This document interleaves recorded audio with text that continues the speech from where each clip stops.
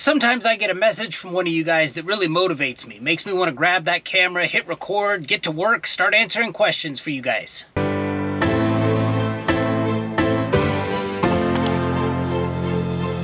Got this one earlier today from No One's Fuel. Love the name, that's excellent. No One's Fuel, I just discovered your channel, love the content. Lewis, be a good boy, come on. The fun thing of trucking with a dog. Just discovered your channel, love the content, trying to figure out what to do here next in trucking after being in trucking for 20 years, considering the Amazon thing, looking for some information on startup stuff with Amazon. I kind of think about it, it's like I have done this, but I've done it in pieces, and I figure like this would be a good opportunity for me to kind of put this into like one concise video. So yeah, as far as startup information with Amazon, they're gonna need, first off, interstate authority, not intra, it's gotta be interstate. That authority has to be active for 180 days.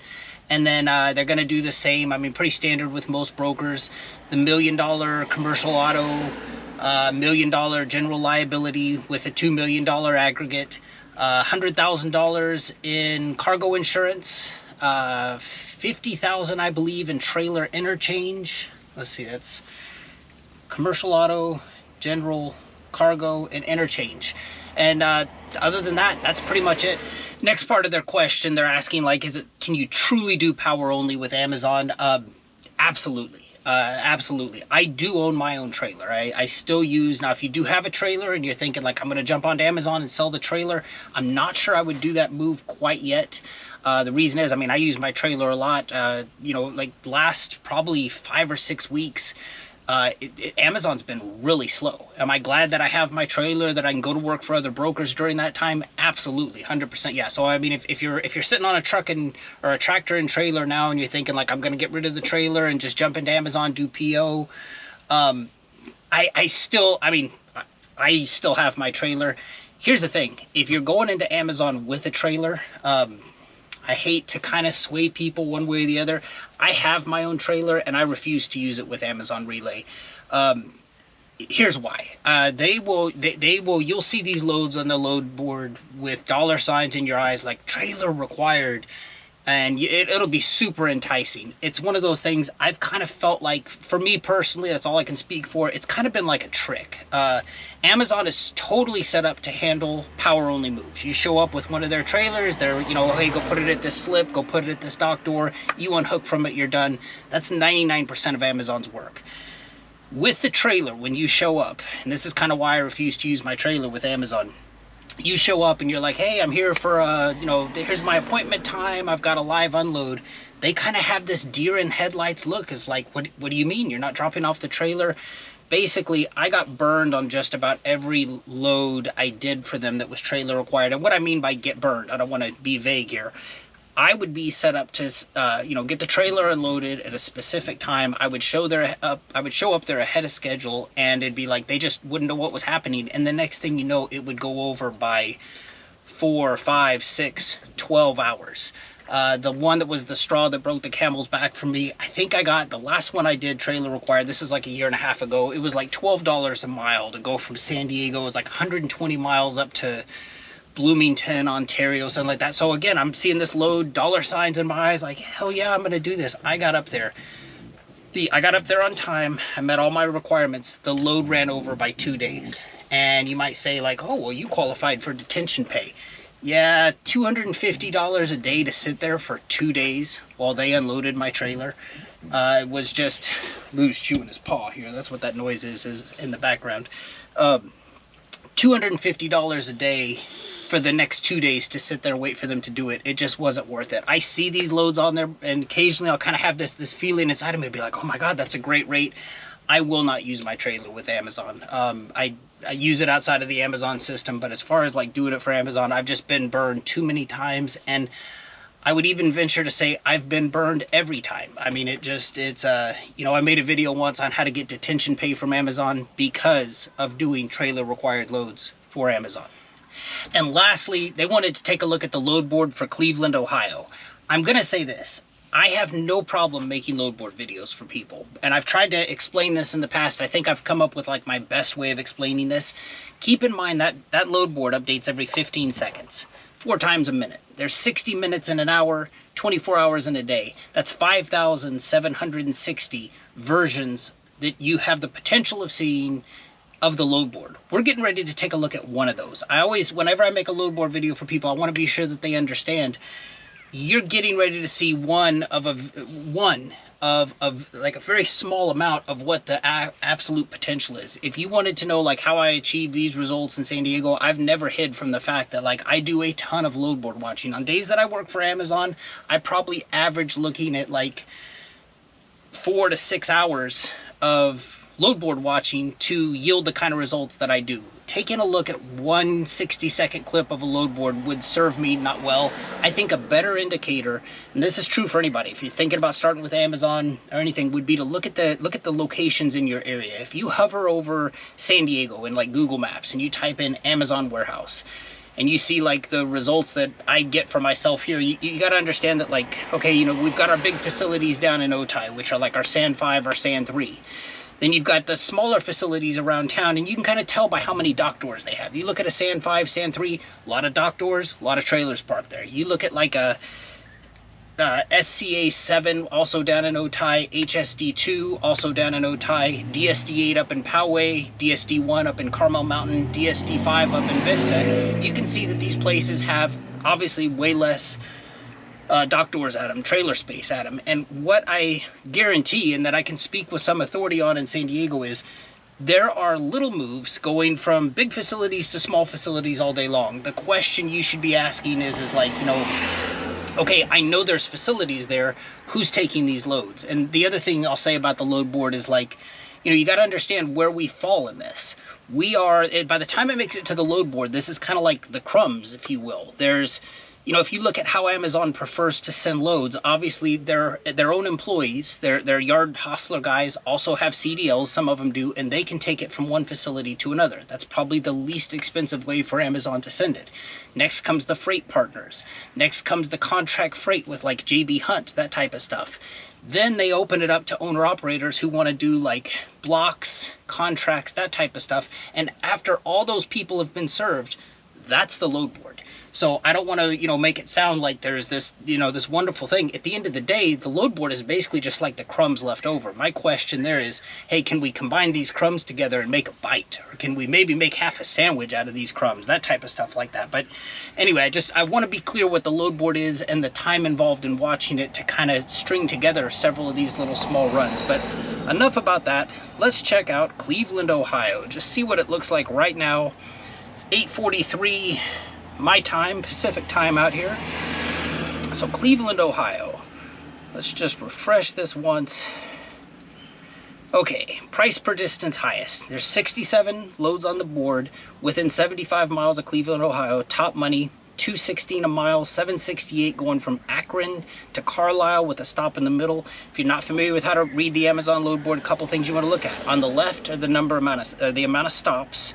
Bottom left, the deadhead amount, that's how far it is from Cleveland, and then the total trip, that 355.8, and then if you click on the load, it will show you, maybe it'll kick me out because I'm doing a screen record. Let's start over. Cleveland, Ohio, power only, all, apply, 75 miles. They've been kicking me out of this a lot lately with the screen record on. Let's take out blocks so we can sort that by price per distance highest. And let's start over. So same load. Middle stop on that one was, so AKC1 going to XCE1, and then XEC1 going to MDT1. That is, let's see here, starting in Akron, going to Richfield, and then ending, that third stop is in Carlisle. So let's just blow through a couple of these here. So Twinsburg to Hagerstown, $2.06 a mile. Twinsburg to Baltimore, $1.93, $1.92. Brooklyn. Oh, there's a Brooklyn, Ohio. I just learned something new. To Romulus, Michigan, total of 5 stops. So I'm just going to kind of shut up and just kind of go through some of these. You're new to the load board, this little pencil right here. This one comes with an adjustable pickup time. If I wanted this, I could go in here and say like, hey, 12:30 doesn't work for me. Let's set it up at 3:30. But some of these do come with like adjustable pickup times. $1.78, $1.78, $1.72, 72.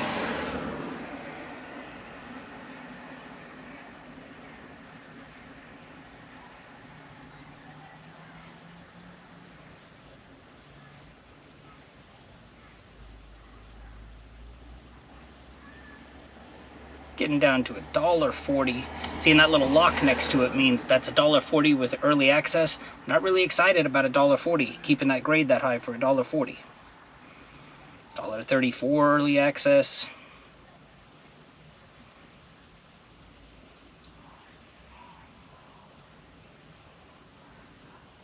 And the end of page 1 is going to take us down to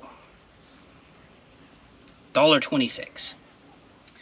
The last thing I'll say on here is grade, grade, grade. Now, I know there's people who would argue with me. I'm expressing my opinion here, not looking to argue with anybody on this, but if you look at, like, you know, I'll make a money video and people will come on and say like, oh, looking at the load board here, that you know, it'll be popular for me, from my channel. You know, I'll talk about like, hey, you know, my record night with Amazon was $2,700. People are like, oh, that's great, that's great. You know, hey, I did the hostler thing for a couple weeks, made like 16 grand, spent like $500 in fuel over those full 2 weeks. You know, people are like, that's great, that's great.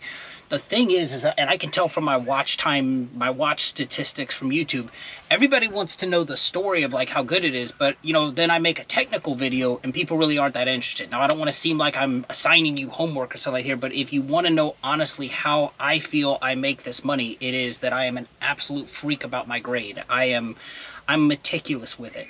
If you wanted to know, like, if you asked me today, hey, what's the top 3 videos that I've ever made, and I don't care about like views, I'm just saying like the ones where I feel like I've given like the most pertinent information, it would be you know, the changing to an active 6 weeks. It's crucial to know like what that means and what that entails. That's an absolute must. Protecting your grade with screenshots, that's another absolute must. I mean, if you think you're going to get into Amazon and everything's going to be great and they're never going to have a false accusation against you, you're kidding yourself. You have to, there's a process of stuff that you need to do, and I have gotten proficient at it. I will say, I'm not saying this to brag. When I got into Amazon and I hit that 100% when I first started, I didn't know that I didn't know. And it was like my 3rd video in, I'm like, look at me, guys, I got 100%. I got this thing pegged. Like I said, I didn't know I didn't know. Throughout the last 2.5 years, it's been a series of learning as far as like, you know, okay, how do we keep that grade? How do we do a performance dispute? How do we do that stuff? So I am proud to admit that, you know, like, yeah, the last 6 weeks my grade's been at 100%, but if you go to the trailing 1 year of my grade, I've also kept that at 100%. And that's just, there's nothing I mean, you just have to be meticulous about this stuff. Your money is dependent on that grade. If you go into Amazon not caring about the grade, just worrying about the money will never come. I promise you that. And then the last, so let's see, active 6 weeks, protecting your grade. And then if you really want to see how things can go wrong, I mean, check out the time I was almost ready to quit. I mean, that was there will be times like that. If you think that like I don't want to make it seem like what I'm doing is so difficult, because I'm not a trucker who became a trucker and kind of figuring this stuff out as I go. But there was a time probably about 1.5 years ago where I was ready to quit. I mean, there's some of their stuff if you don't have that feeling probably about every 6 months, you're doing something wrong, because something's going to come up where it's going to make you feel like, God, I am sick of this. I can't do this anymore. Their expectations are too crazy. I'm ready to quit. I promise you that feeling will come to you sometime in your first 6 months, regrettably. I don't look forward to you experiencing that. I just know that it's inevitable. But you know, happy to do this. Got your comment, kind of put me into a good mood. Was already in a good mood, but just kind of was like, you know, I want to respond to this guy in a video form. Just let him know that I care and let him know that I see what he's saying. And hey, I'm glad you found the channel. I'm glad you like it. And I hope you will spend some time in those technical videos. If you hate me, if you're like, man, you got a face for radio and a voice for silent films, if you don't get the information from me, get it from somebody. I kind of want to see you get set up for success and know exactly what you're getting into. And please don't just focus on all the good, all the, okay, I want to go, do those, nothing but hustler shifts.